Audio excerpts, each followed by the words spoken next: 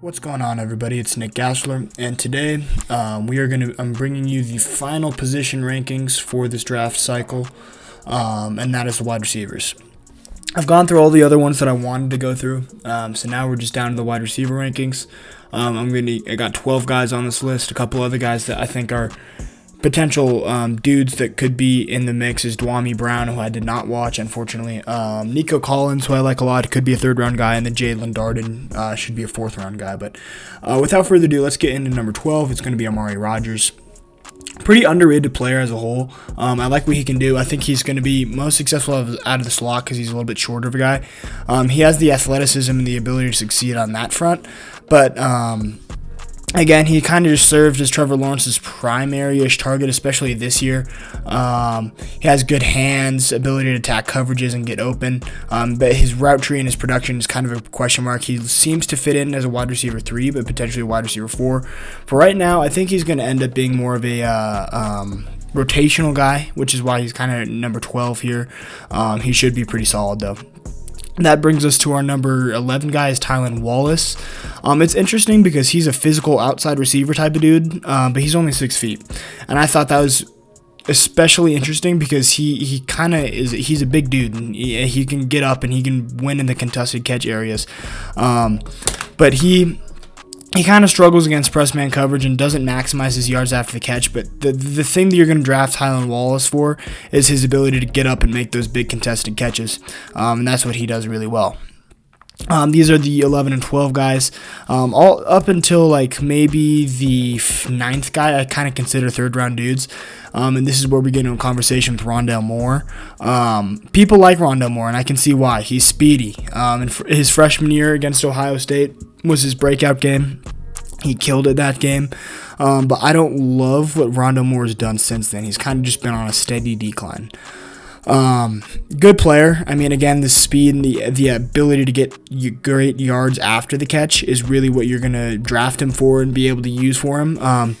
The thing that I really just am unsure about is, number one, the injuries. He's been injured. He hasn't played much football in the last 2 years, which is why he's lower on the list, as well as his hands are very questionable. I do not like his hands at all. I think there are times when he drops. He has a lot of drops, not in terms of just like focus drops, but just straight up drops in coverage. He muffs a lot of punts from what I saw, but he can be used in a variety of ways, and that's why teams are ultimately going to like him. Personally, I think he's a third-round guy, just because the injuries. You got to remember, teams put a ton of stock into those injuries, which is why I think you could see guys like Rondale Moore fall. Moving on to our number 9 guy is Elijah Moore. He's a lot higher for other people, and I could see why, because I really like Elijah Moore. But for me, he's kind of a master of none type guy. He's really good at a lot of things, but again, is not masterful in any of them. He kind of comes out of the slot, and a lot of these receivers in this class you're going to see as slot receivers. Amari Rodgers, Rondale Moore, Elijah Moore are all going to be kind of slot guys on the next level. Elijah Moore is a great route runner, good athlete, and whatnot. But again, the slot and receiving ability is not up to par from what I'd want to see. And I just think, again, he's not as good. He's good, but he's not as good as the other guys on this list, which is why he's a little bit lower. He's not a great blocker. He can struggle. He never really got tested. I wouldn't say he struggles, but he never really got tested out of press man coverage on his release because he was the slot receiver, which he may not have to on the next level, but it's still something to watch and keep note of. Moving on to our number, 12, 11, 10, 9, 8 guy. Number 8 guy is D'Wayne Eskridge. I like D'Wayne Eskridge a lot, and he had a really good Senior Bowl, which has kind of jumped him up boards. But in terms of just overall player, he's fast. He comes out of the slot. He's a big player. Out of the slot, he's fast. He's quick. He has great yards after catch ability. He has great deep threat ability.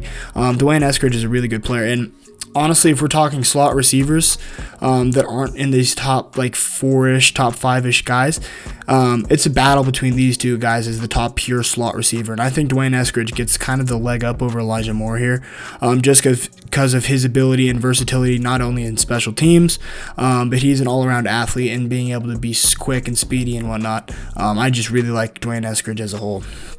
Our next guy is Almond St. Brown, who could come out of the slot, but I kind of also like him on the outside. He's athletic. He has really good contested catch ability, in my opinion. He can get up and make a lot of plays. And that's really the big draw for me for Amon St. Brown.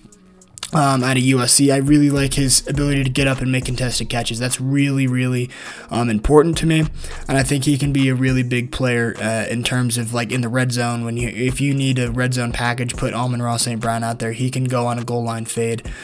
He runs his routes pretty well. Again, just a big jump ball threat. I think USC kind of misused him because he really could be more productive as a slot receiver. He could play on the outside, but I kind of prefer him also inside as a slot guy who can just kind of go outside and catch big balls on the seam. But overall, he has a lot of good tools as we move into our top 6 guys, starting with Terrace Marshall. Terrace Marshall's awesome, and when I first evaluated him, I was like, oh, okay, he's cool. But letting his player, like just his ideas of a player in my head marinate a little bit, I like him a lot more. He's 6'4", he's 200 some odd pounds. But what I really like about him is he's not just, when you look at a lot of these receivers, you see him as one-trick ponies. Or at some point. Terrace Marshall, if you're a really tall guy, you kind of have that tendency to just be that really good contested catch guy. If you're a really short, fast guy, you're kind of just the speed guy like a Henry Ruggs was last year. Terrace Marshall combines that size with excellent athleticism. His deep speed is very underrated, and I think he showed himself to be a decent-ish wide receiver 1 this year in 2020 for LSU's down year, but he can definitely contribute as a second or third option in an NFL offense. Honestly, I wouldn't be surprised if he goes over my number 5 guy just because he's a better scheme fit for some teams on the outside rather than a guy like Kadarius Toney on the inside, who is my number 5 guy. Kadarius Toney is interesting to watch because he's not so much of just a kill you with speed guy. He's more of a kill you with nuance and athleticism type guy. His route running is crazy. If you are in the wrong position to defend one of his routes, it's over for you. Once he has the ball in his hands, he's electric and he can get upfield. I kind of think of him as a better version of Rondale Moore, if we're being honest, because he's a little bit smaller. Or not better, but a little bit more well-rounded version of Rondale Moore, because he has the ability to catch and be a solid route runner and whatnot.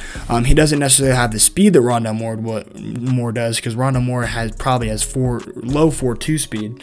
But Kadarius Toney can still make a solid impact. He's probably a 4.3 guy, which is totally fine. I mean, that's really fast for a wide receiver. But again, the gadgetness that you can use with Kadarius Toney is really the big draw to him. The big downside to him with a lot of people who believe that Kadarius Toney isn't all that is because of his production. And if he can improve his production, he's going to be a much better player. But for now, I could see him fall a little bit, maybe past Terrace Marshall.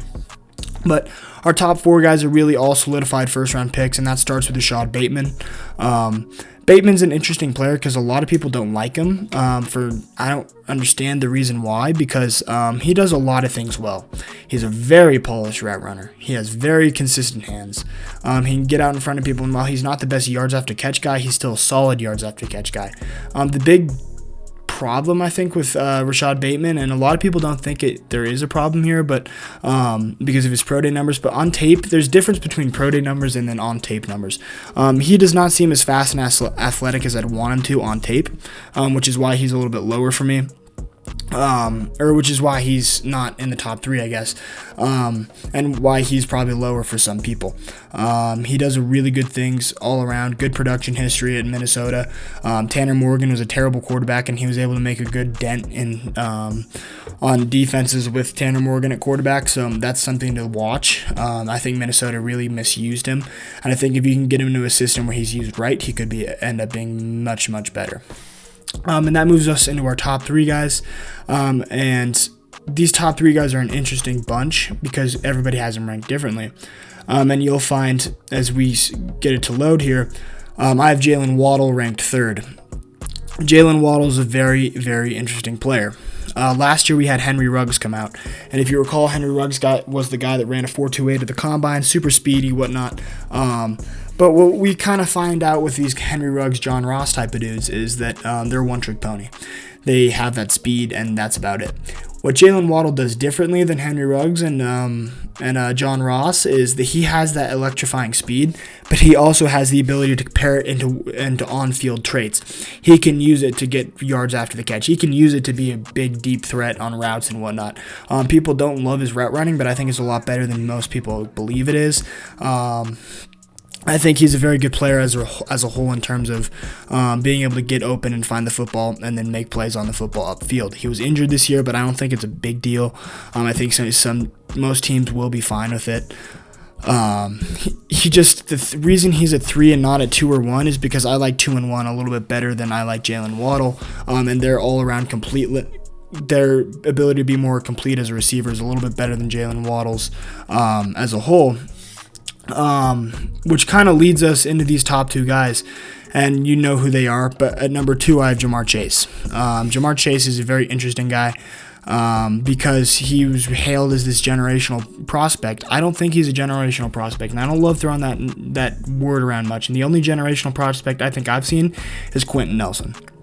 Jamar Chase is crazy because he's kind of a dominant wide receiver 1 type prospect, but he doesn't grade out as well on tape as I thought he would. He has the production history. He has the ability on the field. He attacks the football with his hands, which I love. That's one thing that I kind of rated lower with Jaylen Waddle is sometimes he has focus drops. Jamar Chase doesn't have focus drops. He comes up and he attacks the football with his hands and catches the ball. He's a really good route runner. He runs pretty solid routes, maybe not as good as a Terrace Marshall necessarily, but he still runs pretty solid routes. One second. Chase has really good yards after the catch. Sorry, I just had to catch my thoughts. He's a really good yards after the catch receiver. He does a lot of things well. The big knock on Chase is his lack of athleticism, and I don't think he's unathletic. I think that he just does not have the athleticism that you think he would. And that can sometimes affect his release. When he's releasing off the ball, especially against press man coverage, you see Jamar Chase really struggle in press man coverage. There's a play against Auburn where number 4, Noah Igbenogany, is on Jamar Chase, and Noah Igbenogany jams him all the way across the field until Chase is finally able to use his hands to defeat the block. Jamar Chase, I think, relies a little bit too much on physicality off the release, and that can kind of slow him down. Whereas a guy like a Jaylen Waddle or a Devonte Smith uses speed and quickness to get off the release, and that makes them more successful in the long run. That's the only real knock on Jamar Chase. I think he's athletic enough. I just don't think he has a efficient enough release to be able to get open early on in the route and create separation. And if he can fix that, that's fine. But that's something that Devonte Smith does really well, and he's my number 1 receiver. A lot of people probably not like that at this point because the undersized thing is a problem. But here's why I don't think him being 170-some pounds is a bad thing. Typically, when you get into the NFL, they have whatever they put into NFL peanut butter and jellies that makes them a huge, grown-ass man. And that's what I think Devonte Smith will do. He won't lose much speed with it, I don't think. But he'll at least bulk up maybe 10 pounds and be 180, and that's fine. Jaylen Waddle's 185. Kadarius Toney's 185. Rondale Moore's 185. Dwayne Eskridge is 185. But I think Devonte Smith, if he's playing at about 180, 185, he'll be fine. But the thing that I think sets Devonte Smith apart from most of these guys is just his polish as a wide receiver and his technique. When you see Devonte Smith route run, not only does he route run really well, he knows how to attack certain coverages to find the holes in the coverage and get open with his receiver. So he can form the depths to, if you're running it in route and the defense is running cover 3 and their hard deck is at 12, and then you have safeties at kind of end safeties and corners maybe at 20. Devonte Smith is going to round that route out to about 15 to be in the middle of those two on a banana or an in route to find his way into the open field and get the catch. He's not afraid to catch across the field. He does not play his size. He's a solid blocker. He does, again, not a good example of him not playing his size. He's quick, he's athletic, and he's a Heisman winner. And people point to his 2020 season as being really good, but he had 3 other really quality seasons. And that's what I think sets Devonte Smith apart from the rest of these guys, especially Jamar Chase and Jaylen Waddle, is that he's just an overall baller. And I think he deserves to go first. Now, it may not necessarily go that way. I think it'll end up being Chase, Waddle, Smith in that order, but It's really up to your opinion. And like I said, rounding off kind of what I've said since the beginning, this class is like ice cream.